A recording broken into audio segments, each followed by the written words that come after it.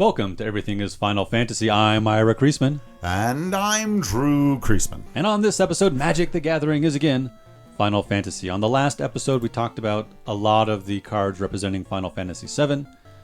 This episode will go on to 8 and 9, but before we do that, the last time we talked, we were not all the way through preview season, when we talked about Final Fantasies 1 to 5 and their Magic the Gathering interpretations.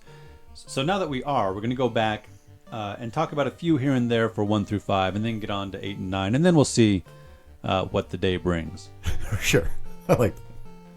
So looking at these cards for Final Fantasy 1, I do really like that they've got Adventurer's Airship. Yeah. The first Final Fantasy airship, almost certainly patterned off of Hayao Miyazaki's airships. Right. It's a 3-cost, 3/2 artifact vehicle. It's got flying, and whenever this vehicle attacks, draw a card, then discard a card. Crew 2. That seems pretty efficient for a 3-mana vehicle. Yeah. We've got Warrior of Light playing the role of Joda the Unifier. I like this for this version of Warrior of Light. So the Warrior of Light is sort of the representation of the Warriors of Light Right. from the first game, but this is Amano's art of the Warrior of Light. And this is almost more an interpretation of the Dissidia version of the Warrior of Light. Yeah. So in this case, Joda the Unifier is a 5-color, 5/5 legendary human wizard, which kind of makes sense for the Warrior of Light, but kind of not. Yeah. And then he interacts with legendary creatures, which I do think makes sense. I like that a lot.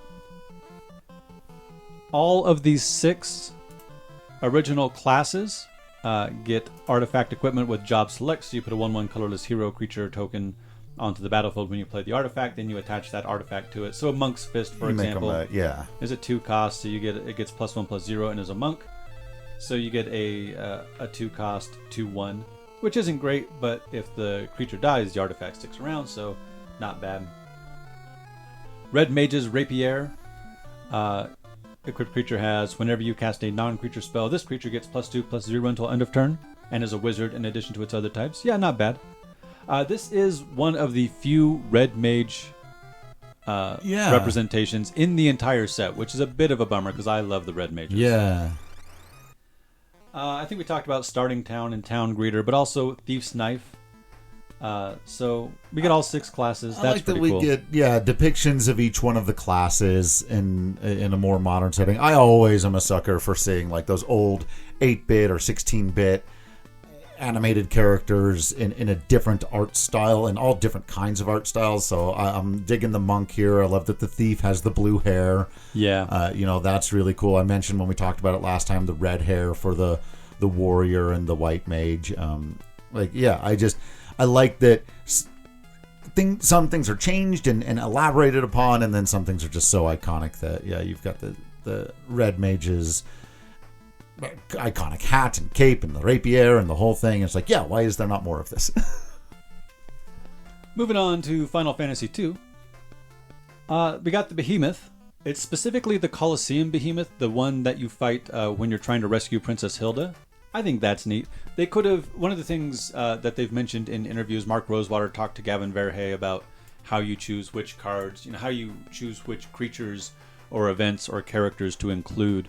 And, we got to have a behemoth, but which one? Sure. So you could have had it from lots of different games, but they chose this one to make sure that Final Fantasy II gets a little more representation. Right. But also then you could specifically call out the Colosseum. Right. And again, back to that, it's the first one, so why not pay a little bit of homage to, as cool and iconic as the ones from 6 or 15 would become. Shout out to the first Behemoth. Right. Hectize is a 1/1 creature ooze horror for 1 and a black. When this creature enters, each opponent discards a card. Is just the creepy eye blob monster from Final Fantasy II, or that started in 2. Right. Hey, look who it is!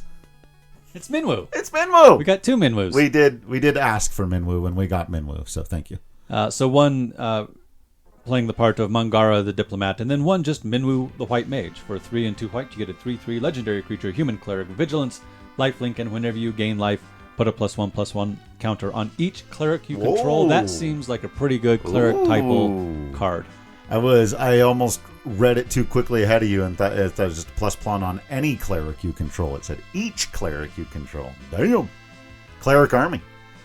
I also really like that we've got a card called I do Random too. Encounter. I saw this one on the internet before we started this, and I was like, yay, that makes me happy. There's also one called, I think, Combat Tutorial and one called Battle Menu. Oh, fun. They've done a few things like that I think is fantastic. Yeah. Swallowed by Leviathan, Sure. because you get swallowed by. Because in Final Fantasy II, you'll never guess what happens. And started a long tradition of Leviathan being one of the more cantankerous summon monsters. Yeah. Not very nice is Leviathan. And eating our heroes. It's happened Honestly. a few times. Rude. Have a snack. For 2 and a blue, you get an instant choose target spell, Surveil 2, then counter the chosen spell unless its controller pays 1 for each card in your graveyard. Yeah, not bad. Yeah. Not a bad little counter. Do that. The art on this Emperor card is... I know we talked about that card already, but damn. Yeah, it's pretty good. Yeah. All right, looking at Final Fantasy III, Aramin. How about that? Good. For 2 and a black, you get a 2/2 Eye Horror. Flying What? Death. So Eye is a creature type for things like Evil Eyes. Oh, okay. And has sure. been since the beginning. And then, like, it wasn't for a very long time. And then they're like, you know what? We're going to print We're another bringing Eye. back Eye. People have been asking for Eye. I mean, people do. People ask Sure. for more of whatever. Anything that's not Niche. around anymore, Yeah, right? yeah. Yeah. So Flying Death Touch 3 and sacrifice another creature or artifact, draw a card. Yeah. Yeah. Why not? Yeah. We got Cloud of Darkness. Now we're talking. I assumed this would be there, but again, it's nice to see. And as someone who doesn't know the game working mechanics of this stuff as well as you do, I just like seeing the artwork of characters like this. Especially because Cloud of Darkness, you mentioned Dissidia earlier, has been like more humanified over the years so Right. that she can exist as a part of the multiverse that some people insist doesn't exist. Different conversation for different time. But yeah, I love the artwork here. I just want to say, like, I love this depiction of her being a bit more ethereal, ephemeral, not human, not even kind of human, except in the face, I guess. Right. Much more a force of nature than a being you can reason with. Exactly. I want to talk about the crystals. Yes. Crystals have long been important to Final Fantasy. Yes. Everybody knows this who knows Final Fantasy. Yeah. So when we first talked about the cards, we talked about the Darkness Crystal because that one had been revealed. But this is the game where they decided to give them all 4 elemental crystals. So they're all from the Final Fantasy III versions of them. But it could have been in lots of different games, right? It could have been from 5. It could have been from 4.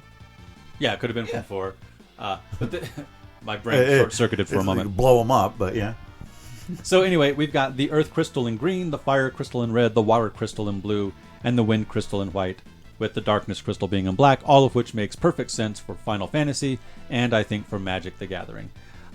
Each of them is a 4-cost legendary artifact that makes spells of that color cost 1 less, and then has a benefit in that color that's a static benefit, and one that you can pay 6 mana and tap to get another benefit that makes sense to that color. I think these are all home runs. Cool. Yeah. I love that. I love that the crystals are a part of it. Include, like you said, I've asked this question before when I did the top 10 list of most important bits of iconography and symbols or whatever. Even ahead of chocobos and moogles and all that, crystals were right there at number 1. And I think most people actually agree with me. They don't with a lot of my top 10s, but that one people were just like, yeah, the crystals are kind of the thing. Which is funny when you think about the fact that there really aren't crystals in like 6 or 7 or 10 but there are, but not the elemental crystals. Right. Not like this in the old school way, or the way it's kind of been brought back in 16 and things like that. So I love it. I love seeing that stuff incorporated. Now I do want to point out, this is the first time I'm going to talk about what's not there. There's no Doga and Unai. Yeah. Fair enough. No Onion Knights. Though they are depicted on the crystals chosen. Right. And that's something they'd had to talk about, or that they've talked about in interviews as well, is there are only so many cards you can make in a set. They are also making a Magic set, right? And it has to be draftable for Standard. Sure. And it's got to make, you've got a set skeleton is what they call it. And like, here's all the spots you got to fill to make a set that makes a Magic set. Sure. So there's only so much space for legendary creatures, for example. So Ico doesn't get a card, which we'll Right. talk about more here in a moment. Right. Also no Elia, Maiden of Water. That one bothers me the most, I think. Yeah. That feels like a big miss on an iconic piece of Final Fantasy history. The character maybe less so than the piece of music, but even so, the music is, as most people know, as important to the series as anything other than maybe the stories themselves. And that's a tough miss right there, just because I think there's a lot of fun and cool and interesting, especially looking at what they've done with things that aren't nearly as iconic. Like they've done Sure. such a great job with some of this other stuff. I'm like, yeah, I can live without Doga and Unai and the Crystal Tower or whatever. Maybe you know not what I mean? Desh or, Yeah. or things Where's like that. Dash? I mean, I like Desh. I think he's a Sure. cool character. But Why not? But yeah, Elia is a tough miss. Speaking of some tough misses, Oh boy. let's move on to Final Fantasy IV. I'm prepared to be not particularly happy about some stuff. Well, and as I and as I have said, if Sure. the set does well, they might take another pass. Yeah. Oh, check out the art on Baron Rivalry. Yeah, That is cool. That's Sorry, I cool. jumped straight to one. Sorry. that's fine. That caught my eye immediately. I want that poster on my wall. It's pretty good. That's great. So all the Through the Ages cards are existing promotional art for Final Fantasy, Right. given and then given a Final Fantasy themed skin for a reprint. So in this case, it's Deadly Dispute, which isn't a great card, but it looks awesome. Yeah, it does. We got Chocobo Kick as a card. Excellent. It's got Kicker. Well, I would hope so. And return a land you control to its owner's hand, and then target creature you control deals damage equal to its power to target creature an opponent controls. If this spell was kicked, the creature you control deals twice that much damage instead. That's a pretty decent removal card, and it's fighting the Antlion. I like the art on that one as well. I can't remember if we talked about Elixir, but Elixir and Ether are both cards. Right. I think that's pretty great. Golbez and Kane get cards. The Mysidian Elder gets a card. That's pretty great. Rydia, Summoner of Mist. She's Sure. got Landfall. Whenever a land you control enters, you may discard a card. If you do, draw a card. And Summon. X and tap. Return target Saga card from the battlefield with a penalty counter on it. It gains haste until end of turn. Activate only as a sorcery. That's pretty great. Tella, the Great Sage, gets a card. Awesome artwork again. The Lunar Whale is a pretty decent vehicle. Fantastic.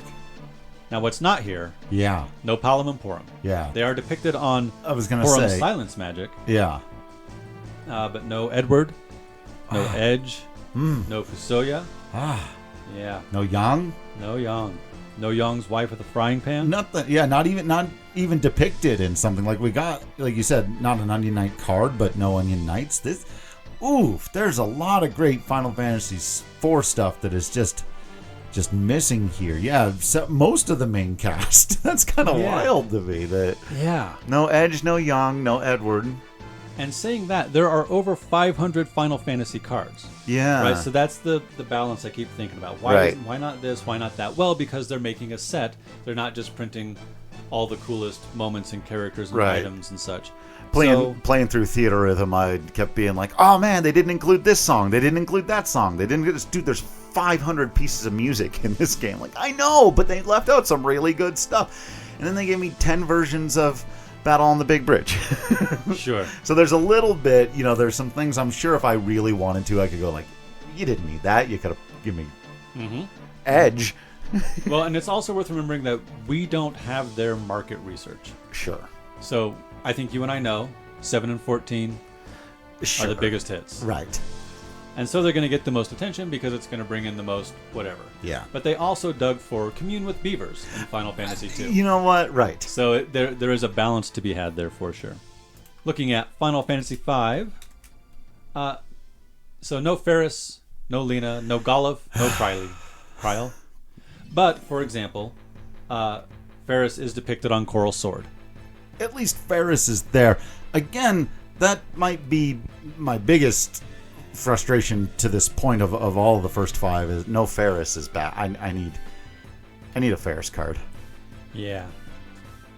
X-Death, the Void Warlock, is pretty good. He's one of the transforming final bosses. They made a point in a couple of the interviews I've heard/read, the articles I've read about the transforming final bosses for those that do transform was a big deal. Yeah. They wanted to make sure they got that. Yeah. No, I like those. Goluf does get to be on Goluf's final act. So that's pretty cool. The Genji glove is an equipment. And we got Magic Pot. And you might look at something like Magic Pot and think, well, did we really need that? We could have gotten Edge, for example. On the other hand, Magic Pot. I do like that they include stuff like that. It is harder when you put it in the context of like, but you can't just say, well, they should have only done all of the characters because there's 478,000 characters in Final Fantasy history, and you can only have so many legendary cards in a set. Right. I will say though, Quile Baldician does appear in our Final Fantasy XIV version. I did see that card online, and that's good. Yeah, so that's pretty cool. Also, Matoya appears. I saw that but her one. Final Fantasy XIV version. Yeah. So, we also got Battle at the Big Bridge playing Fatal Push, which I think is pretty cool.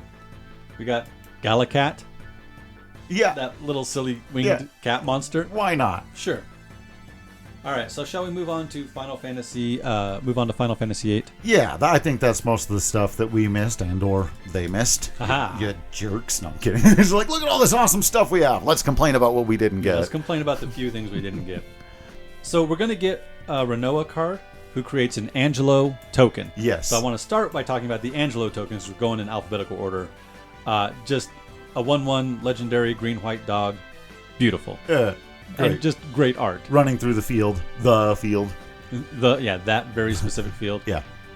The Balam T. Rexar. Oh. So 100 years ago, when this game first started, Crawworm was a 6/6 for 6, and that's it. There you go. I'm pretty sure that's correct. Yeah. And now we've got Balam T. Rexar, a 6/6 for 6 with Trample. When this creature enters, you gain 3 life, and it can cycle for a forest. And I love that the art depicts Squall and Quistis in the foreground standing off against it. So it's clearly like from that early part in the game where you're going to talk out on the bridge. Yeah. Where people make out or call each other or tell each other to go talk to walls. Yeah, they make out or very specifically do not. Oh, man. Diablos is looking good. Yeah, so they're going to do secret layers for these cards, which I'm currently in the waiting room for and probably not going to get, which is a bummer. Yeah. Because I clicked on checkout like within 3 seconds, and it's already been an hour and a half. But nobody cares about Final Fantasy anymore. But Diablos Guardian Force depicting the role of Death's Shadow. So they're doing skins of them. Yeah. And that they one look feels pretty pretty cool. on. That one. Yeah. That one. That's a good one. We talked about the Furion one, maybe not quite fitting. This one fits. Yes, absolutely. Some of them are home runs. Yeah. Absolutely. Dreams of Laguna is 1 in a blue for an instant. Surveil 1, then draw a card. So you look at the top card of your library, you can put it into your graveyard, and then you draw a card. So if you like it, you put it back and draw it, and if you don't like it, put it in your graveyard. And then there are strategies, of course, for wanting to put stuff in your graveyard. Sure. But what I really want to point out here is that it's got Flashback, 3 in a blue. Flashback means you can play it from your graveyard. It's been a Magic the Gathering mechanic for roughly 100 years. Right? Yeah. Also, this is a flashback. Yeah, it's a flashback. And I don't know for sure, but I think they did that on purpose with because there are lots of flashbacks in Final Fantasy. Right. I think all the cards that are flashbacks have flashback. That's so great. That's so good. Yes, that's what I'm talking about. That is a good way to depict a storytelling device in a combat game. Right. And so we can complain about, but also. Yes, we can. So I like to make sure, I want to make sure to emphasize, while I would have liked if this set was twice as large, that's not feasible. Right. Squall's Sword, the Lionheart, gets a card. Yes. I'm not sure it's a very good card, but it's got one. Yeah, well, sure. Why not? Lunatic Pandora is a legendary artifact. I think it's a common, which is wild that it's also legendary. Yeah, huh? I don't know. Understanding those two words doesn't quite vibe for me, but that's fair. I like the artwork again. Drew, do you remember Poo Poo UFO? I do. It's one of those things I never think about. I don't think we mentioned this when we did our 20 something episodes on Final Fantasy VIII. But yes, I remember that funky, weird little side quest and wondering, why is this here? Yeah. For fun. That's why. Right. But I love they did a little card for it. Quistis gets a card that I think makes sense for Final Fantasy Blue Magic and for Magic the Gathering mechanics. When she enters, you may cast target instant or sorcery card from a graveyard, and mana of any type can be spent to cast that spell. If that spell would be put into a graveyard, exile it instead. So that last clause is just to make sure that looping shenanigans don't happen, but being able to cast a spell that's already been cast. There you go. Makes perfect sense. Love it. Renoa, when she enters, create Angelo, a 1/1 green and white dog creature token, and Angelo Cannon. Whenever Renoa attacks, another target creature you control gets +1/+1 until end of turn for each creature you control. Sure. Dog army. Absolutely. Yes. Love it. Also, she is a human rebel warlock, and warlock is the creature type they use for witches and such. Oh, fun, because she's a sorceress. She's a sorceress. That's great. Cypher gets a card. Sure. Human Knight. Whenever a creature you control attacks alone, it gains double strike until end of turn. Whenever this deals combat damage to a player, you may cast target instant or sorcery card with a mana value 3 or less from your graveyard without paying its mana cost. If that spell would be put into a graveyard, exile it instead. Yeah. Sorceress's Schemes. Sure. Also has flashback. Do be scheming. She sure do be. Squall. Seed Mercenary. Human Knight Mercenary. Rough Divide. Whenever a creature you control attacks alone, it gains double strike until end of turn. So these guys both like to attack alone. Go it alone. Whenever Squall deals combat damage to a player, return target permanent card with mana value 3 or less from your graveyard to the battlefield. Okay. Summon GF Cerberus and summon GF Ifrit, and I've read so many jokes online. Girlfriend Cerberus, sure. Girlfriend Ifrit. Sure. I mean, it's an oldie, but it's a goodie. The GF thing has been a nonstop source of comedy for years. So, this is a card game. Yes. Is Magic the Gathering. Right. Final Fantasy started putting card games and video games in Right. Final Fantasy VIII. Here we have a card called Triple Triad. This is pretty meta. Now, I have never understood why the game was called Triple Triad. Oh, sure. I had never even really thought about that. It's a 3x3 grid, is that right? I suppose it. Well, no, is it? It's been a minute since I've played it. Maybe it is. But also, I want to point out the name of the card is Triple Triad. Yeah. Sure. It's an enchantment. Its cost is 3 generic and 3 red. Sure. 3 Yeah. and 3. Yeah, oh, yeah. Very clever. At the beginning of your upkeep, each player exiles the top card of their library. Until end of turn, you may play the card you own exiled this way, and each other card exiled this way with lesser mana value than it without paying their mana cost. Huh? So if you pull a card with a higher mana value, Uh-huh. essentially a higher number, you win those other cards, Drew. Oh, you get to take other people's cards? That's mean. No. No. That's meaner than poisoning the river with Kefka. Steal people's cards. Terrible. That's great. That's really good. And finally, we've got Ultimecia with 2 cards. One of them is the flip into the ultimate Ultimecia Omnipotent. Yeah. Right. Sure. Now, again, we should talk about what's not here. Okay. No Irvin, Yeah. no Selfie, Right. no Moombas. Oh, I could have gone for some Moombas. Okay. Laguna and his buddies at least get depicted in a card. Yeah, I would. I feel like not having a Laguna card is a potential pretty big miss. Like for them, honestly, like Laguna's super popular. You Right. could have made that into a very sought after piece of the set. So Right. I'm surprised by that. No Alone. Sure, she's a little more lesser known, a little more ethereal. Right, right. I was, when I was sort of pie in the sky thinking Lunar Cry would have been a great name for a spell that creates a bunch of Sure. monsters or whatever, summons a bunch of something. Right.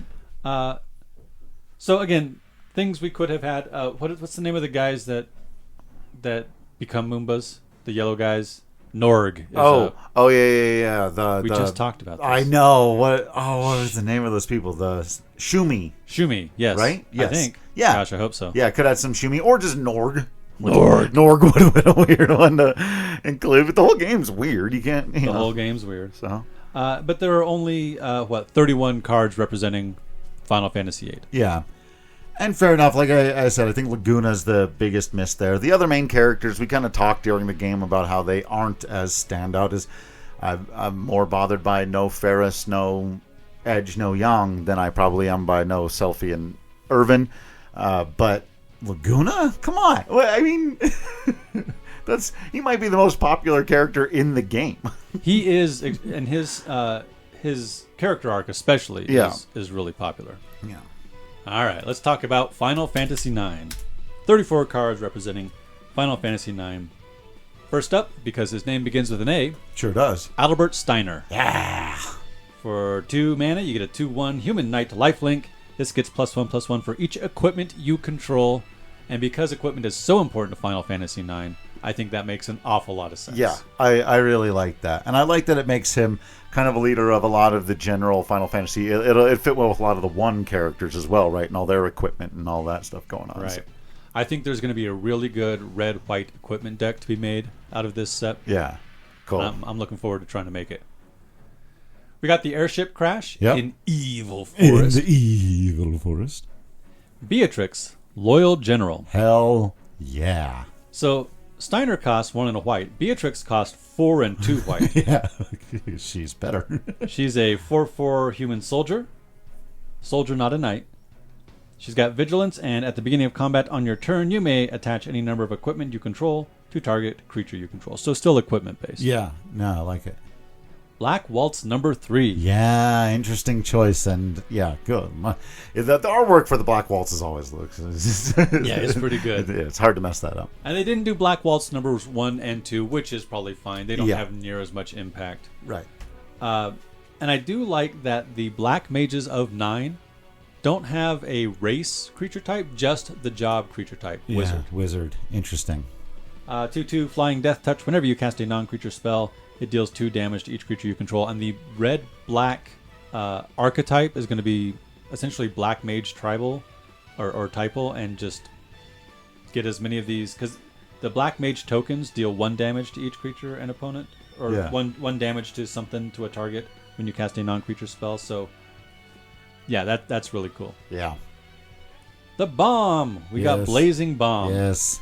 Whenever you cast a non-creature spell, if at least 4 mana was spent to cast it, put a +1/+1 counter on this, and then blow up, tap, sacrifice this. It deals damage equal to its power to target creature. You get bigger and bigger and bigger, and then it explode. Exactly.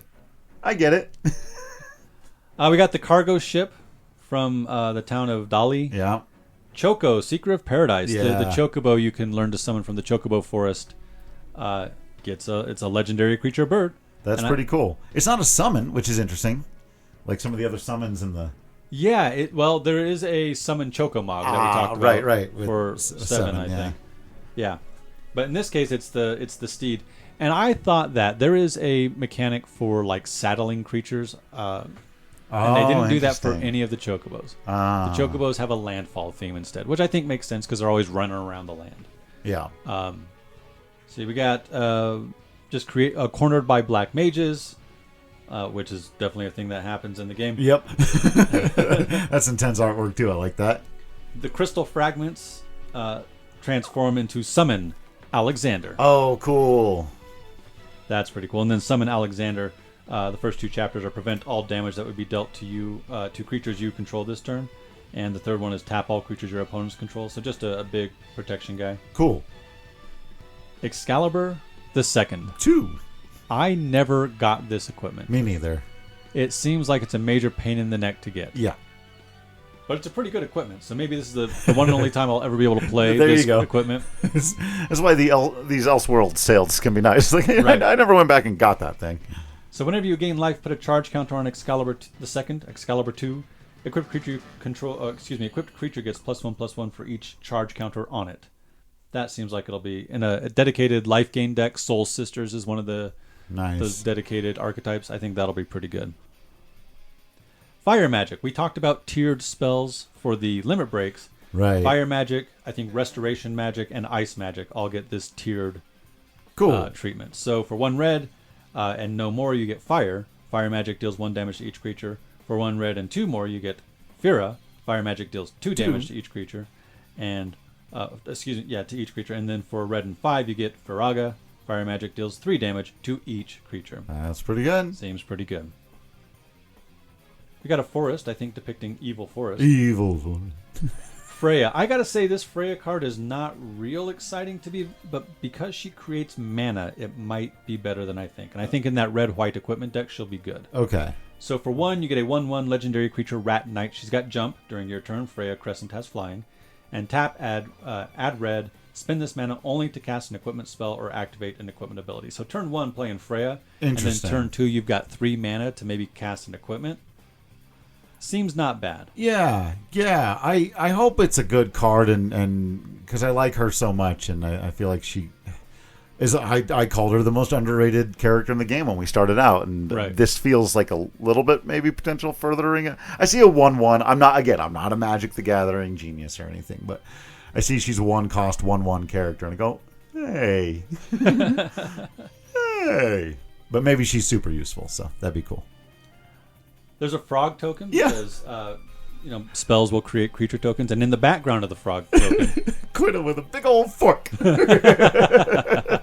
This art rules. Garnet, Princess of Alexandria. Yeah. For a green and a white, you get a 2/2 legendary creature, human noble cleric, lifelink. When Garnet attacks, you may remove a lower counter from each of any number of sagas you control. Put a +1/+1 counter on Garnet for each lower counter removed this way. She's going to work really well with those saga creatures. Yeah, man. That artwork rules too. Kuja, looking very Kuja-y. Yeah, he is. Is a human mutant wizard. At the beginning of your end step, create a Spoilers. 0/1 black wizard creature token with, whenever you cast a non-creature spell, token deals 1 damage to each opponent. Right, and that's what all the black mages are going to do. And then on the other side, Trance Kuja, Fate Denied. Oh, hell yeah. So he's a 4/6. If a wizard you control would deal damage to a permanent or player, it deals double that damage instead. So you're creating all these black mage tokens, and then they're dealing double damage. Yeah, that's pretty cool. We've got Lindblom as another adventure town. We've got Queen Braun creating wizard tokens. Interesting thing to do to include Queen Braun again. I don't want to do too much. This is the sports brain that goes, if you're gonna say something should be in, you have to say what should be out. Right. right. I do when I see a Queen Braun card. I go, Laguna might have been a. Well, and again, so they're trying to have not quite equal distribution amongst games, but still, but some, right, and also between heroes and villains. That was a consideration they had. Fair enough, yeah. Quina gets their own card. Yes. They only used 2 unique creature types for the Final Fantasy set. Everything else is interpreted through Magic the Gathering creature type lenses. Yeah. So Moogles are Moogles, and Quina is a Q. That's it. That's it. Those are I wonder why the Q, as opposed to any other Final Fantasy race of people that you could have made there. Because Quina's the only playable Q, and Q only appear in Final Fantasy 9. Well, probably 14. I don't know. Well, for a lot of things, so Magic has often always goes to all these different planes, right? So goblins on plane on Kamigawa don't look like goblins on Dominaria. Don't look like goblins on Ikoria, sure. et cetera. So cats don't all, yeah. And sometimes you've got your cat people, and they count as cats in the type line. But sometimes you've got lions, and they count as cats in the type line. Sure. Right? So maybe there's just not anything close enough to Q? Right. So I think I recall reading something like Quina is so, and the Q people are so essentially themselves. We wanted to go ahead and let them just be Q. That's awesome. Right. Now the Mikote, right, can be cats. The Guado can be elves. Right. All that sort of thing. Right. But for some of them, for Moogles and Q, they decided they just needed to be their own thing. We'll obviously get there, but Kimahri is... I think Kimahri is a beast. Okay. So I was going to say, I could see the Ronso. He might be a cat. Maybe. But I could also... I could see it be interpreted that way, too. And didn't we say because Red 13 was not a dog? Right. I think he's a beast. He does say lab rat dog. He does. He does. So, whatever. Okay, well, yeah, that's all very interesting, but good for the Q. Yeah, go Quina. Quina rules. So as I said, there's no Ico or Amaranth cards. Yeah. But Ico gets to be on Sleep Magic. Bombing out in the forest. That's great. We get the unexpected request. No, I want you to kidnap me. No, yeah. Gain control of target creature until end of turn. Untap that creature. It gains haste until end of turn. You may attach an equipment you control to that creature. If you do, unattach it at the beginning of the next end step. So you get to kidnap somebody's creature and use it. Vivi. I think Vivi's card is going to be quite good. Yeah. For 1, a blue and a red, you get a 0/3 legendary creature wizard. Again, no race type on the line. For 0, add X mana in any combination of blue and or red where X is Vivi Orniter's power. So normally that's going to be 0, but you're going to be pumping them up. Activate only during your turn and only once each turn. Whenever you cast a non-creature spell, put a +1/+1 counter on Vivi, and it deals 1 damage to each opponent. Wow. Which is what this deck wants to be doing anyway. Right. You're going to be casting a lot of... There's going to be a really cool, I think, blue-red deck with Vivi and the Emperor of Palamecia and Shantoto. That's just going to be cast. You're going to get a few creatures on the field that love it when you cast non-creature spells. Yeah. And then you're just going to blow things up. Oh, man. That does sound cool. That also sounds very Dissidia-y. Dissidia-y. Yeah.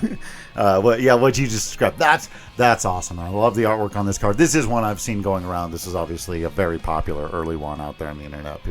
Vivi! 2 more cards I want to talk about. 1, You're Not Alone. Yeah. I kind of wish there were more cards with song titles as the title of the card. Yeah. But that we got a few is pretty great. So Battle on the Big Bridge as Fatal Push. You Are Not Alone. I think we got Kefka Dancing Mad. Right. Sephiroth One Winged Angel. I'd like to see more of it, but yeah, this is really cool. So target creature you control gets +2/+2 until end of turn. If you control 3 or more creatures, it gets +4/+4 instead. So you've got the party together. Love it. And yeah, the artwork depicting the whole team of Final Fantasy IX coming together. Yeah, it's yes. pretty good. Yes, that's one of the better ones. Again, in the category of things I wasn't necessarily expecting under this whole set, to get a You're Not Alone card is yeah. And finally, Zidane, Tantalus Thief, Human Mutant Scout. So the genomes are mutants. And I think I mentioned Genova and the Genova creations are mutants. When Zidane enters, gain control of target creature and opponent controls. So again, kidnapping. Untap it. It gains lifelink and haste until end of turn. Whenever an opponent gains control of a permanent from you, create a treasure token. So you give it back and you get a treasure token. Oh, I love it. And I love that there's an element of humor to Zidane's card. We've talked a lot about how he stands in stark contrast to the very serious heroes that came before him. And that's great. Thanks for listening. See you next time.